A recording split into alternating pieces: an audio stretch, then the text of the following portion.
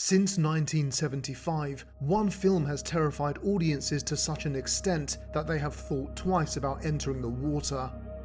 Jaws and its subsequent sequels has struck fear in the hearts of generations, giving sharks an undeserved name as vengeful killing machines.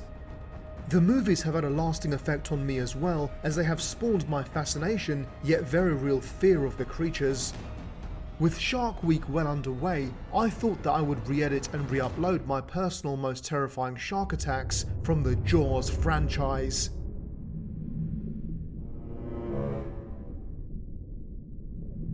This is Schizofenik, and welcome to another episode of the Top 5. It all began with Peter Benchley's classic novel, which drew inspiration from a captured 21-foot shark and the Jersey Shore attacks of 1916. By combining these two events, Benchley created Jaws, which Spielberg subsequently turned into Hollywood's most iconic movie monster. At a colossal 26 foot and 3 tons, this beast easily devoured its human victims whole. But which is its most terrifying attack? Since there were so many to choose from, this was an extremely difficult and subjective list to finalize. As a result, I have ranked 10 of the most terrifying moments. You can find the results of numbers 10 to 6 in the comment section, however, as ever, this video will focus on the top 5. As always, I will not be swayed by film critics who will no doubt list the first attack as the most terrifying. However, despite its critical acclaim, this scene only has a moderate effect on me, proving that emotional responses are incredibly subjective to different individuals. My top 5 list is therefore personal, and I will honestly list the moments that evoke the most profound emotional response in me as a spectator. With that said, I will begin with my 5th place entry.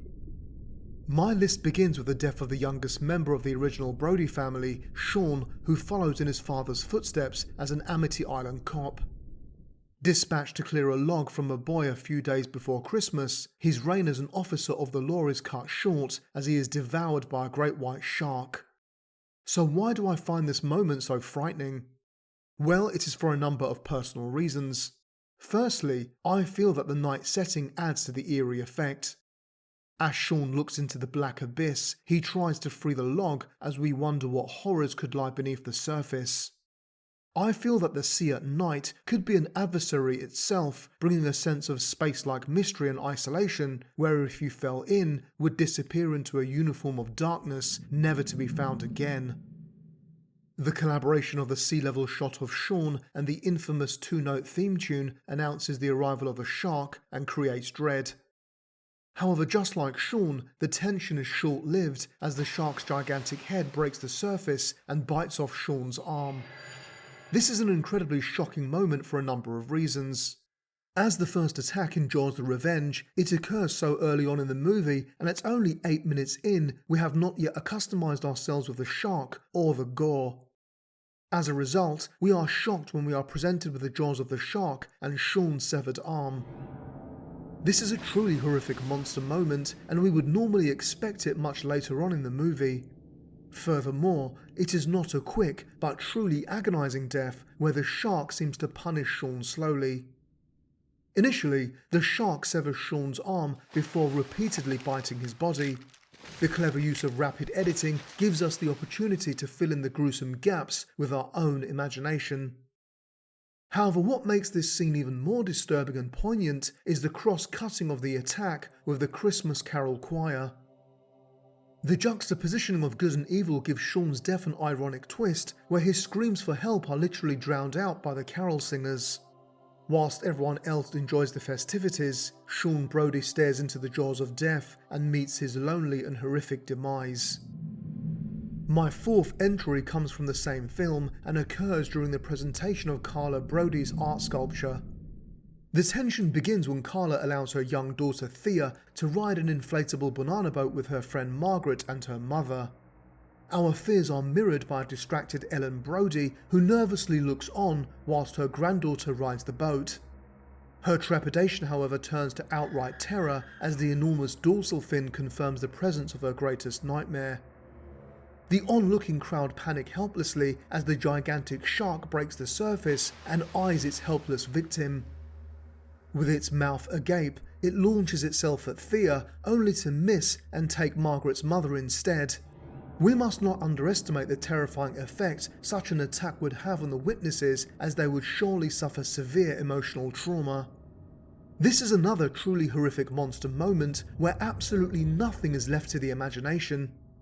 It occurs in plain sight on a beautiful paradise setting. Despite its rather mechanical-looking appearance, we still share in the crowd's horror and get a true sense of scale for the shark as it carries Margaret's mother in its mouth and to her untimely demise. Remind me never to ride a banana boat. At number 3, I have chosen a terrifying attack from the original movie, which involves the death of a child. The scene begins by presenting us with a trio of possible victims, being the dog, the obese woman, and Alex Kintner. The camera then lingers on Alex as he asks his mother if he can get his raft and go back into the water. Despite her initial reservations, his mother allows him another 10 minutes. After all, what harm could it do? Most of this scene is shot from the POV of Chief Brody, who, despite being afraid of the water, feels responsible for protecting the people from a possible shark attack. The camera continues to highlight the 3 possible victims as Brody's view is obscured by the passers-by.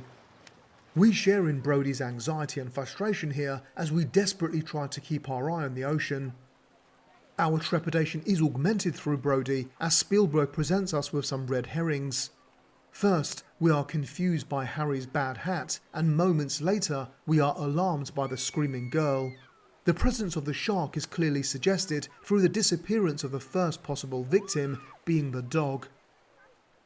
As the man calls for his pet, we get a close-up of its floating stick, which is followed by an under-the-water shot accompanied by the 2-note theme tune. As the shark moves past some swimmers' legs, it finally settles on its victim, being Alex Kintner on top of the lilo. The camera zooms in as we cut to one of the most terrifying and, in my opinion, realistic attacks in the Jaws franchise. Although we can barely make out the action, we can see the motion of the attack through the rotating fins of the shark. By only partially showing the creature, Spielberg leaves enough for us to decipher the details of this attack. To me, it looks as if the shark has bitten Alex, then used a death roll, something more commonly associated with crocodiles, to dismember its victim. The sunbathers also share in our confusion as they know that they have seen an attack but can't quite comprehend what has happened until the gushing blood answers their bewilderment. Alex Kintner has been killed. This moment of shock horror is visually represented through one of the most iconic camera shots in cinematic history. Spielberg uses the simultaneous zoom and track motion to give us the dizzying vertigo effect first seen in Alfred Hitchcock's Vertigo. There are 3 elements to this attack that I find so terrifying. Firstly, the partial view of the shark's motion as it attacks Alex. Secondly, it happened in such a populated area, yet hardly anyone noticed. And finally, the shark did not discriminate in any way when selecting its victim, human or animal, large or small, male or female, young or old. This could happen to any of us. Ultimately, the scene ends with a very poignant moment as Mrs. Kintner searches for her deceased son. Her final chance to raise a family left in complete tatters. For my second place entry, we must revisit the original film in a moment that reveals the terrifying shark to the audience for the first time.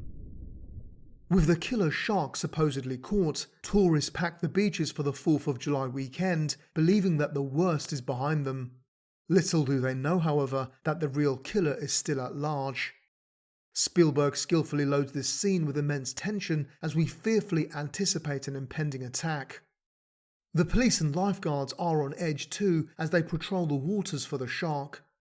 It isn't until long, however, that they are called into action when they and the bathers mistake a couple of pranksters for the great white. However, this false alarm or red herring only diverts their attention from the real shark, which is in the estuary. The same estuary that Chief Brody ordered his son to. Our panic is reflected in Brody as he rushes to his son's aid in an impossible race against the shark. Just like Brody, we helplessly look on as the colossal dorsal fin makes its speedy beeline towards the diminutive boat. We hear the enormous impact as the shark hits the vessel, causing a domino effect where the man is thrown into the water and is subsequently followed by the boys. It is here, however, that the true terror begins. The sheer shock on Michael's face reveals the terror he is forced to endure as we all see the shark for the first time. The ghostly image of its jaws closing in on the victim under the water is a terrifying sight. We want to look away, but just like Michael, look on in complete terror at the sheer size of Amity's tormentor. The next shot of the shark gives us a clearer picture still as its head breaches the surface to reveal the enormity of its jaws grabbing the helpless man. The high-pitched musical note gives us a sinking feeling as the grotesque image of the man's severed leg drops to the bottom of the ocean. Therefore, this scene has tension, a red herring, gore, and shows us just enough of the shark to make it look believable. But the terror does not stop there as the shark swims past Michael, who it inexplicably spares. It could be argued, however, that the most terrifying moment from this scene was cut from the film altogether. Originally, Spielberg filmed the boatman grab Michael whilst in the jaws of the shark as the two of them are dragged across the estuary. However, he decided to remove this from the final cut of the film, believing that it was too bloody and in bad taste. If this moment remained in the film, there is no doubt that it would be my number one. However, this moment is not in the final cut of the movie, and as a result, just misses out on my number one spot. Surprisingly, my winner is not from the original movie, but its sequel. Just when you thought it was safe to go back into the water, we witness what I think is the most terrifying shark attack in the entire franchise. Much like the popular stalker slasher films of the time, Jaws 2's ideology is steeped in patriarchal values as it follows some exuberant teenagers. Michael Brody has decided to disobey his father's orders by sneaking out to go sailing with his friends and love interest Jackie. As a result, he is punished and endures the sailing trip from hell when the shark crashes into their boats, causing them to crash into each other and capsize. However, the most terrifying moment in this film and entire franchise involves his younger brother Sean, who blackmailed Michael into taking him along. It is when Sean is knocked into the water by the shark that the true horror begins. Realizing that Sean is in dire straits, Marge jumps into the water in a heroic effort to save the youngster. It is here where the race to safety begins as they try to swim towards the capsized boat. As they struggle to pull themselves up, the under-the-water shot establishes the shark's looming presence. The constant cross-cutting between the shark's POV and the kids on the surface intensifies the tension, which reaches its climax as Marge slips back into the water. At this moment, we witness the devilish smile of the submerged shark rising towards Marge. The camera then cuts to a shot behind the shark as we witness its massive back and dorsal fin penetrate the surface as it devours Marge whole. By filming the attack from this angle, the director cleverly avoids the creature's mechanical maw. As a result, the attack looks relatively realistic. Furthermore, we can only imagine Sean's terror, who is forced to witness these events from the most terrifying angle imaginable. Ultimately, this attack leaves Sean frozen stiff, which is exactly the effect it had on me when I first saw this as a 6-year-old child. Perhaps my initial terrified reaction to this scene has clouded my judgment in choosing my number one. It may be that this scene has had a lasting effect on me, but whichever way you look at it, this attack remains as my number one most terrifying shark attack in the Jaws franchise.